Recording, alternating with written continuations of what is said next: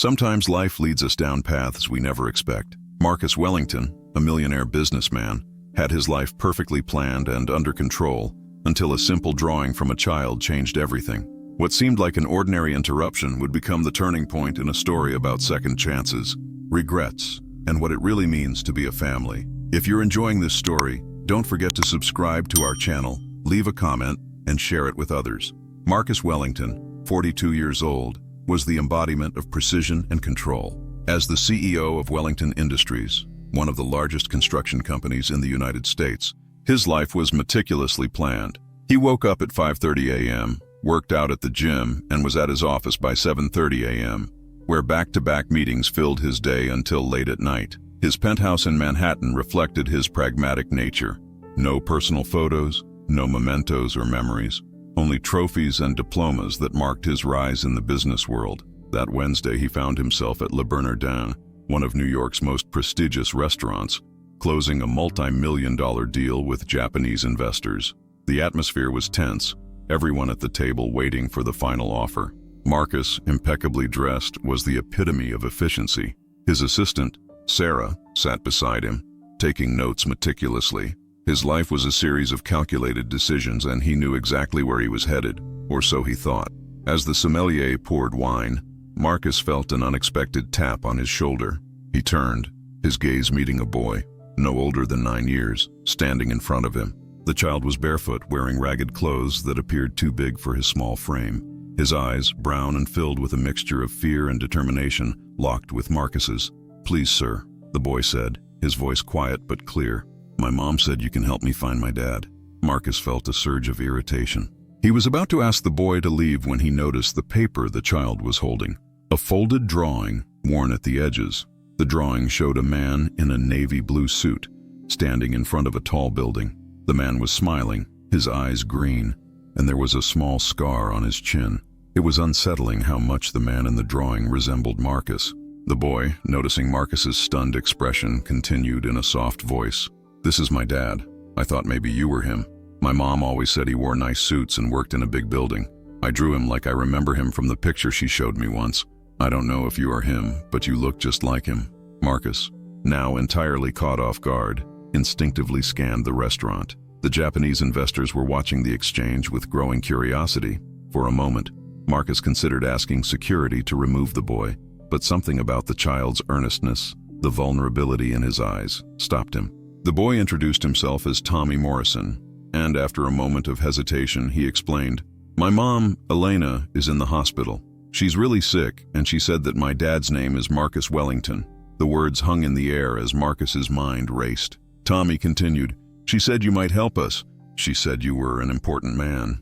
Maybe you could help her get better. She needs a special treatment, but we don't have the money." Marcus felt an unexpected pang of guilt, but he quickly brushed it aside. "I think there's been a mistake, kid," he said, trying to stay composed. "I don't know who your mom is." But then Tommy handed over the drawing, and Marcus's heart skipped a beat. On the bottom, written in child's handwriting, were the words, "For my dad, Marcus Wellington, with love, Tommy." Marcus stared at the paper for a long moment, his thoughts swirling. He didn't recognize the name Elena Morrison, but the boy's face, the resemblance, it was uncanny. Tommy had his eyes, his nose, even the slight curve of his jaw. A disorienting wave of recognition and dread crashed over him. "Take the boy to the lobby, Sarah," Marcus said, trying to regain his composure. "Get him something to eat. I'll be with you in a minute." His assistant nodded, but Marcus's mind was elsewhere. As the investors resumed their conversation, he stared at the boy's drawing. Who was Elena Morrison? Why did Tommy think he was his father? What had he missed all those years ago? He felt a strange sense of fear creep over him, a fear of something he hadn't expected, something entirely out of his control. After the meeting, Marcus found Tommy asleep on the lobby couch, still clutching the drawing. His heart softened, but a knot of uncertainty tightened in his chest. Something about the boy felt familiar, but how? Marcus didn't know. He walked outside and made a call to his private investigator. "Richard, I need you to look into someone for me. Elena Morrison. I want everything you can find by tomorrow morning." And with that, Marcus Wellington's perfectly organized world began to crumble. The next morning, Richard Davis, Marcus's private investigator for the past 10 years, delivered the results. His findings hit Marcus with the force of a tidal wave, shattering the carefully constructed life he had spent decades building. Elena Morrison wasn't just a random name. She had a history deeply intertwined with Marcus's past, one he had long buried. Richard's report detailed Elena's role as a young architect at Wellington Industries a decade ago. She had worked briefly on a residential project in Queens, one that Marcus barely remembered. The project had been marred by a catastrophic accident, a building collapse caused by poor construction oversight, something Marcus had been responsible for as the vice president at the time. His cost-cutting measures had compromised safety, and one of the workers had died. But the tragedy hadn't ended there. Elena had been pregnant at the time of the accident. She was just 3 months along, but the trauma from the collapse caused her to go into early labor. The loss of the child was devastating, but it wasn't the only casualty. Marcus, under his father William Wellington's command, had swept the incident under the rug. Elena was given a generous settlement in exchange for her silence, a confidentiality agreement that kept her away from the press and, most importantly, from Marcus.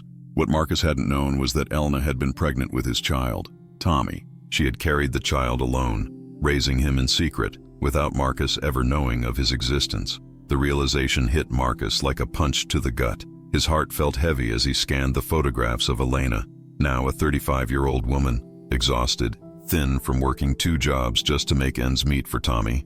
He could feel a deep anger bubbling up inside him, not just at Elena for keeping this secret, but at himself. How had he missed this? How had he allowed his business priorities to blind him to a life he had helped create? But there was something else, something even darker, buried in the files Richard had sent. William Wellington, Marcus's father, had known. Of course he had known. William had been keeping tabs on Elena all these years, making sure she followed the confidentiality agreement to the letter. He had ensured she received no further contact from Marcus. William had also made certain that Tommy never knew his real father. Marcus felt a deep betrayal. His father's coldness had known no bounds. William's insistence on keeping up appearances, preserving the Wellington name at all costs, had led to years of suffering for Elena and her son. It was something Marcus could never forgive. A few hours later, Marcus stood in front of a hospital room, his hand resting on the cold metal door handle. He had called ahead, arranging a visit with Elena. He had been hoping to keep this confrontation impersonal, to demand answers, but as he stood there, the enormity of the situation sank in. He wasn't just dealing with a business deal gone wrong. He was face to face with a child he never knew he had, a son who had spent years growing up without him. He knocked and opened the door, stepping into the dimly lit room. Elena lay in a hospital bed, her frail body covered with a thin sheet. Her face was drawn with exhaustion, but her eyes widened in surprise as she saw him. "Marcus," she whispered, her voice hoarse. "I didn't expect you to come." Marcus stood frozen, unsure of what to say. He felt a mixture of guilt, anger, and confusion swirling inside him. He had come here to confront her, to demand the truth, but now that he was in front of her, all he could think about was the life she had lived in secret, the life he had never been a part of. "Elena," he finally said, his voice strained. "I didn't know about Tommy, about any of this." He sat down next to her bed, his hands clenched into fists in his lap. She turned her head away, avoiding his gaze. "I never wanted you to know," she said quietly. "I never wanted to burden you with this. You had enough to worry about." Marcus exhaled sharply, the weight of her words crashing down on him. "You could have told me. I would have." "Would you have?" she interrupted, her voice tinged with bitterness. "You were too busy building your empire. Would you have made room for a child you didn't even know existed?"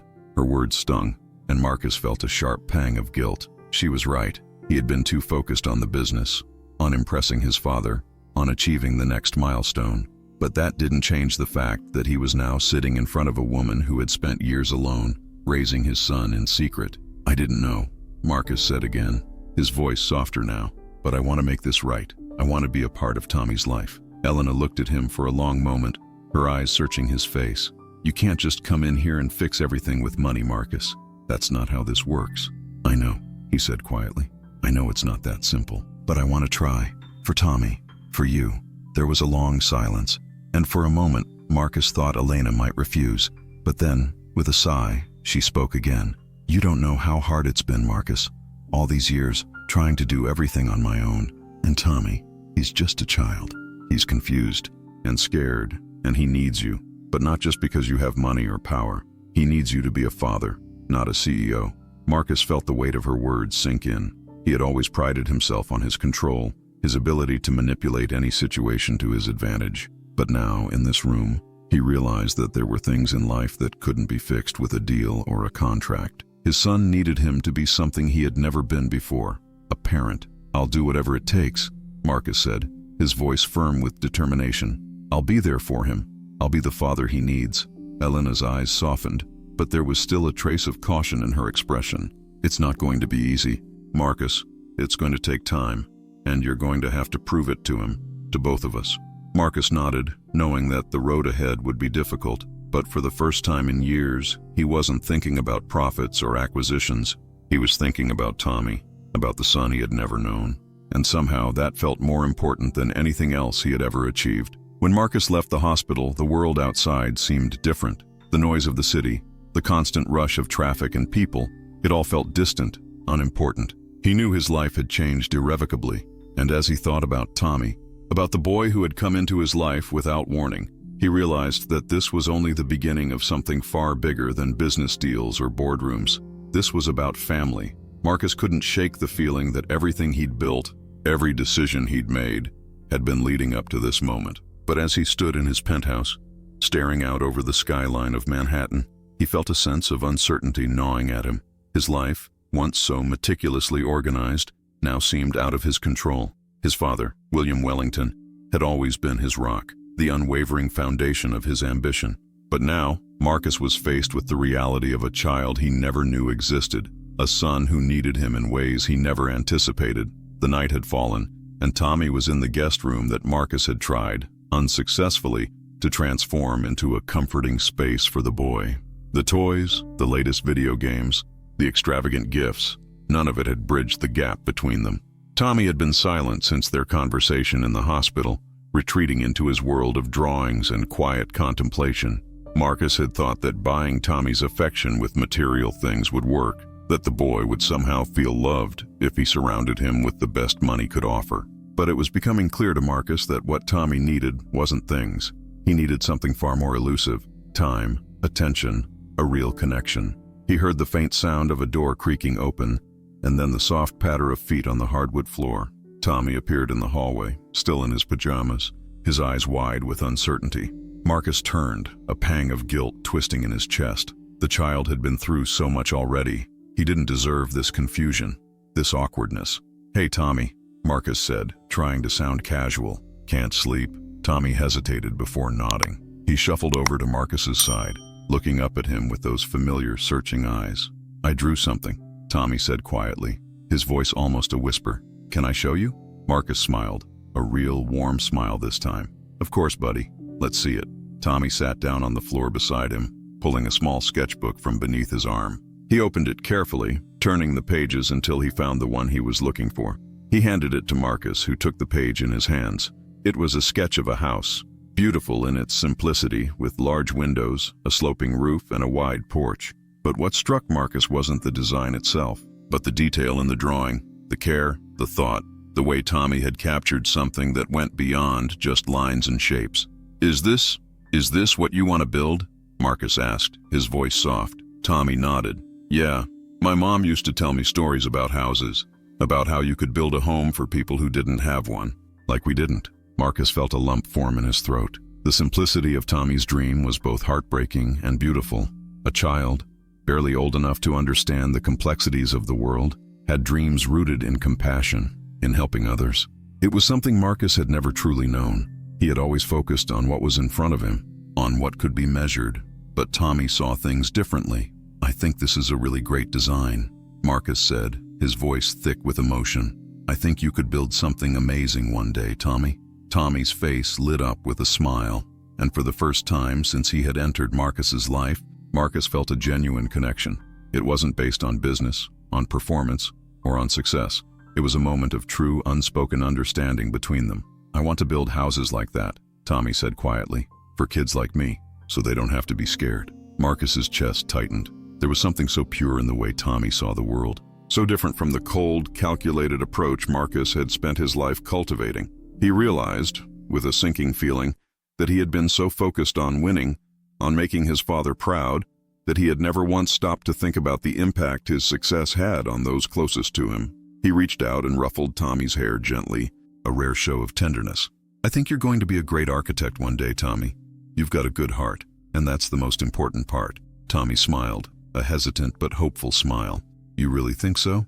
"I do," Marcus said, his voice unwavering now. "And I'll be there to help you.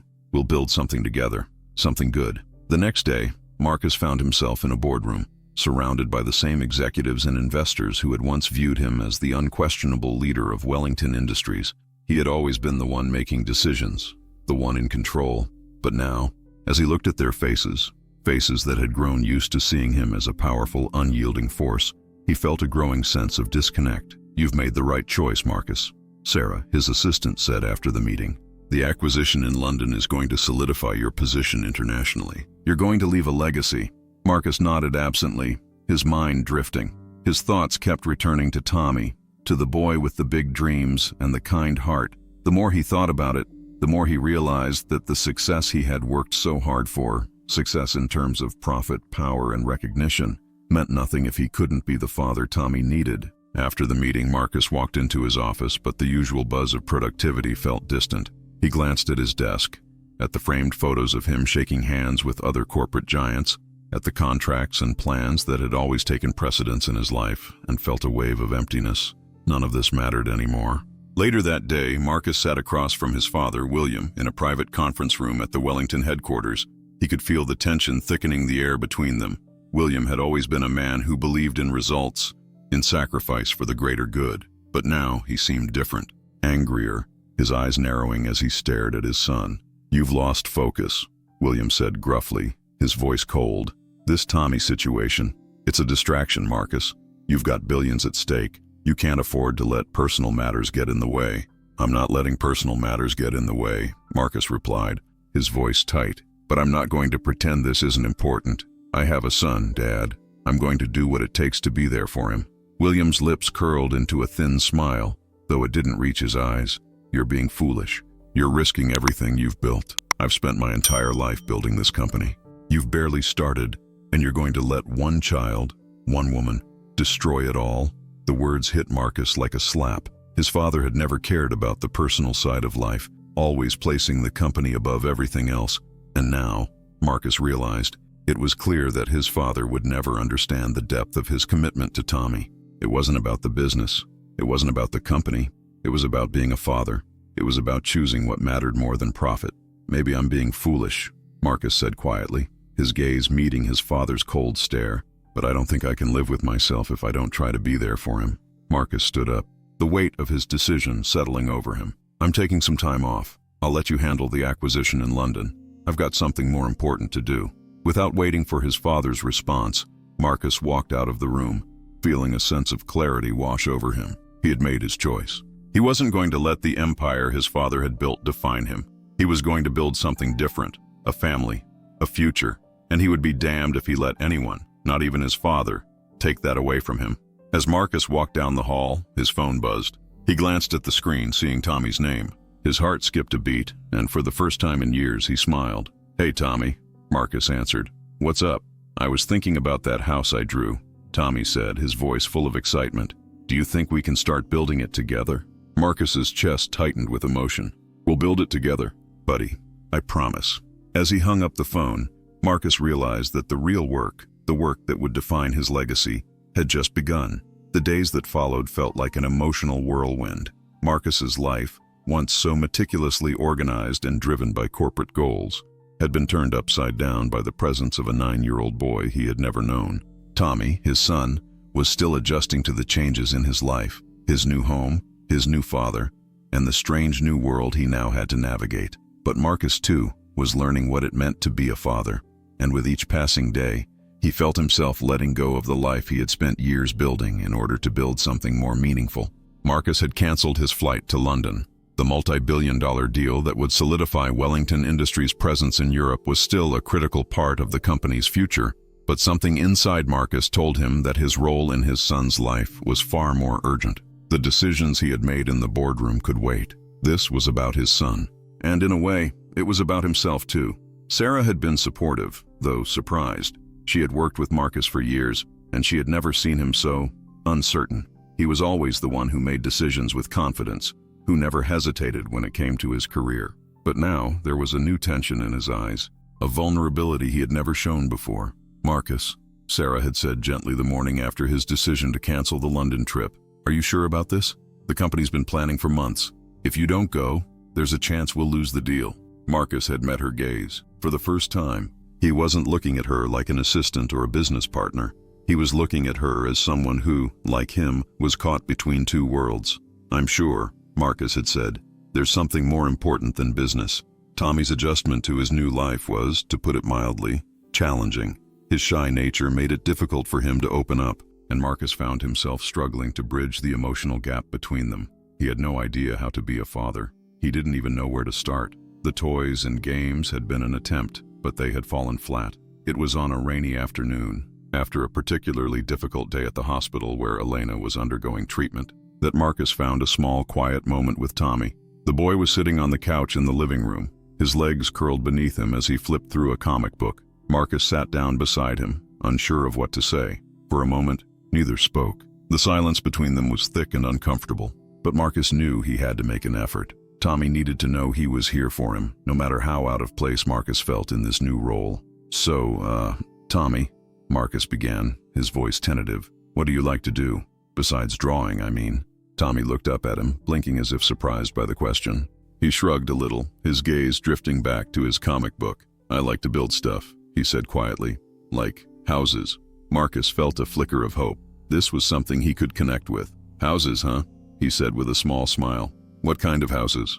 Tommy thought for a moment before turning a few pages in his comic book, revealing another drawing. This one wasn't of a house, but of a playground, a place for kids to run and play. There were swings, a slide, and a sandbox.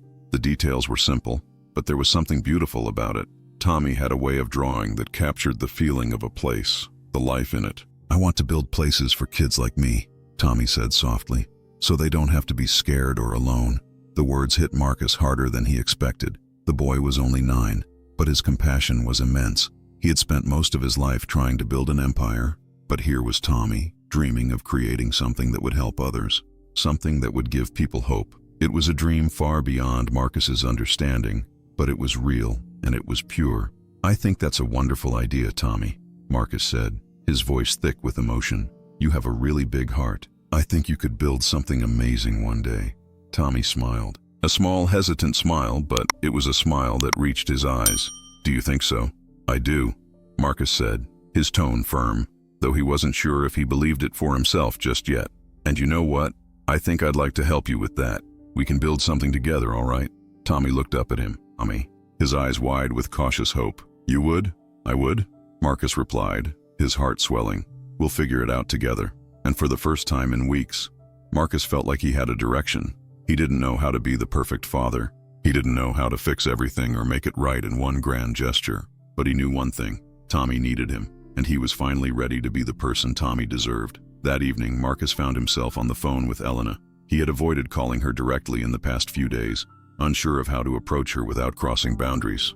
But tonight, he felt a strange sense of clarity. "I want to help," Marcus said when Elena answered, her voice still weak from the treatment. "I want to be there for you, for Tommy. I want to make sure you both have what you need." There was a long pause on the other end of the line. Elena was quiet, as if weighing his words carefully. "I don't want your money, Marcus," she said finally. "You can't just fix everything with money." "I know," Marcus said, his voice steady, "but I'm not offering money. I'm offering time. I want to help you, Elena. I'm not just a businessman anymore. I'm Tommy's father, and I need to be there for him." "I don't know if I can trust you," Elena replied, her voice barely above a whisper. "You haven't been here. For years, he grew up without you." "I know," Marcus said quietly, a deep sense of guilt sweeping over him. "But I want to make it right. I'll do whatever it takes to be there for him now. I promise." Elena was silent for a long moment, and when she finally spoke, her voice was softer. "I don't know what the future holds, Marcus, but if you really want to be there for Tommy, then you need to prove it. It's not about promises. It's about action." Marcus's heart swelled with emotion. "I will prove it, Elena. I'll show you both. I'll do whatever it takes." And in that moment, Marcus realized that everything in his life was leading up to this. The business deals, the endless meetings, the pursuit of success. It had all been leading him here, to this family, to Tommy. And for the first time, Marcus felt like he had finally found something worth fighting for. The next morning, Marcus was up early. He had canceled all his meetings for the day. It was time to put his plan into action. He walked into the guest room where Tommy was already awake, his small form huddled in front of a drawing pad. The boy was sketching, lost in his own world. "Hey, Tommy," Marcus said softly, leaning against the doorframe. Tommy looked up, his eyes cautious but curious. "Yeah? I was thinking," Marcus began, his voice steady. "Maybe we should start building something together. Not just houses, but a real project. Something that will help people. What do you think?" Tommy's face lit up. Tommy's face. And for the first time, Marcus saw the full force of the boy's excitement. "You mean, like building the playground?" "Exactly," Marcus said, smiling. "But bigger, much bigger. And we'll do it together. You, me, and your mom. We can make it real." Tommy jumped up, his face bright with hope. "That sounds awesome." And in that moment, Marcus knew he had made the right choice. The future was uncertain, but this was the path he was meant to take. Not as a CEO, but as a father, building something that would last far longer than any skyscraper. The days and weeks since Marcus had made his decision felt like a whirlwind of change. The world he once knew, calculated, efficient, and driven solely by profits, was slipping away. The demands of running a multi-billion-dollar company, once the focal point of his existence, no longer held the same grip on him. Instead, he found himself focused on something entirely new. Tommy. The construction site in Queens, where the first phase of the project was underway, became a symbol of Marcus's commitment. The land was still empty, with only the foundations laid and the blueprints spread across tables in the trailer, but the vision was clear. Tommy, with his infectious enthusiasm and dreams of helping kids like him, had sparked something in Marcus, a drive to create something meaningful. It was no longer about building skyscrapers to impress investors or his father. It was about building homes, spaces, and futures for people who needed it. But things were far from easy. Marcus had already felt the backlash from the boardroom. Despite delegating the international acquisition to his team, several members of the board questioned his priorities. They whispered that he was losing his edge, that his decision to cancel the London trip was a mistake. His father, William Wellington, never missed an opportunity to remind him of the cost of his choices. The empire his father had built had been a monument to control, to dominance in the business world, and William couldn't fathom why Marcus would choose to dismantle it piece by piece. It was on a particularly cold evening, as Marcus walked through the construction site alone, that he realized the depth of what he was doing. The steel beams, the concrete foundations, they were all mere beginnings, placeholders for something much more profound. This wasn't about physical structures. It was about a new foundation for his life, one built on relationships, on the people who mattered, not on the bottom line. Later that week, Marcus found himself at a dinner with his father. William had insisted on meeting at an upscale restaurant in the city, a place with crystal chandeliers and polished wood floors that reflected the light like a mirror. Marcus was used to these dinners, where his father would carefully craft the conversation to remind him of his responsibilities. But tonight, there was a difference in Marcus. He was no longer the dutiful son, obediently following in William's footsteps.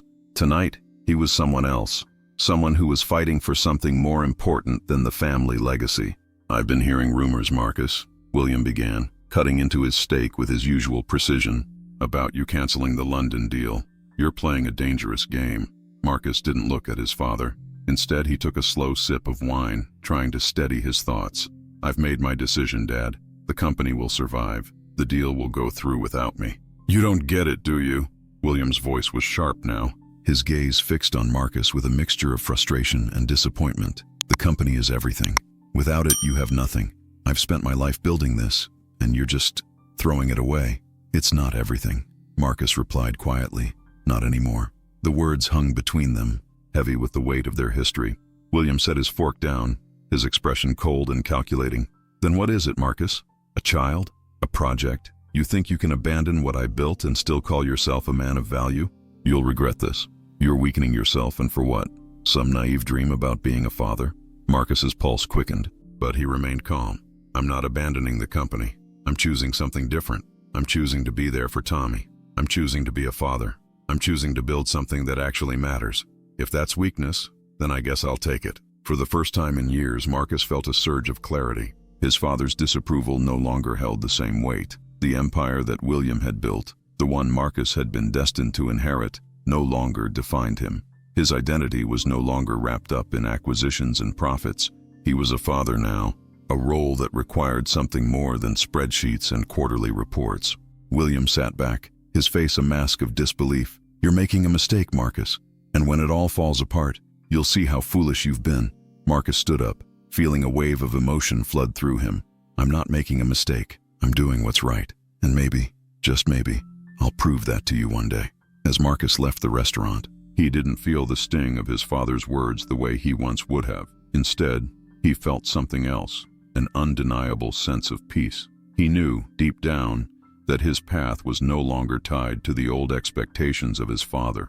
The future he was building was his own. A few days later, Marcus found himself walking alongside Tommy at the construction site. The boy was excited, his energy infectious as he pointed to the empty space, imagining what it would one day look like. "I want the playground to be huge," Tommy said, practically bouncing on his heels. "And lots of slides and swings, and maybe a treehouse." Marcus smiled, amused by the boy's boundless imagination. "A treehouse, huh? I think we can manage that. What do you think, Tommy? Should we start with the treehouse first?" Tommy's eyes widened with joy. "Yeah, let's do it." The simplicity of the moment, the two of them, standing in a dusty field, talking about playgrounds and treehouses, was everything Marcus had been missing in his life. There was no pressure, no deadlines, no conference calls. There was just him and his son, creating something together, something real. And for the first time, Marcus knew that he was exactly where he needed to be. Later that evening, Elena came to visit the site. She had been more distant than Marcus had hoped, still unsure of his commitment to their son. But tonight, as they walked together through the lot, she seemed to soften.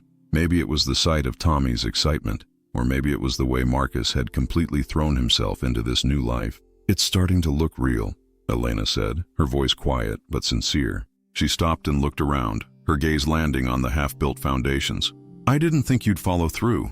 Marcus paused beside her, watching Tommy run ahead, his laughter ringing in the air. "Neither did I at first," he admitted. "But this is what matters. I don't care about the business anymore. I don't care about the empire. This is what I want. I want to be here for Tommy, for you." Elena looked at him, her expression unreadable for a moment. Then she nodded. "You're still going to have to prove it, but I think maybe you're on the right path." Marcus felt a weight lift from his shoulders. It wasn't forgiveness, not yet, but it was a start, a small, fragile bridge being built between them. And for the first time, Marcus felt that perhaps he could make it right, not just for Tommy, but for Elena too. As the days went on, Marcus continued to divide his time between the construction site and the office, but it was clear where his heart lay. The business meetings felt increasingly distant, the deals and acquisitions increasingly hollow. He knew the company would continue to thrive under his leadership, but he also knew that his real legacy was not in the buildings he had once dreamed of creating for profit, but in the home he was beginning to build with Tommy and Elena. And as Marcus watched Tommy run around the construction site, pointing excitedly at new developments, he couldn't help but feel a sense of fulfillment, something deeper than he had ever felt while making a deal or closing a contract. He was no longer building walls to keep people out. He was building a home, a place for his family, and for the future. He knew the road ahead wouldn't be easy. There would be challenges, doubts, and moments where he questioned whether he had made the right choice. But for the first time, Marcus felt something that had been missing from his life for years: purpose. True purpose. This was where he belonged. This was where he would build his future.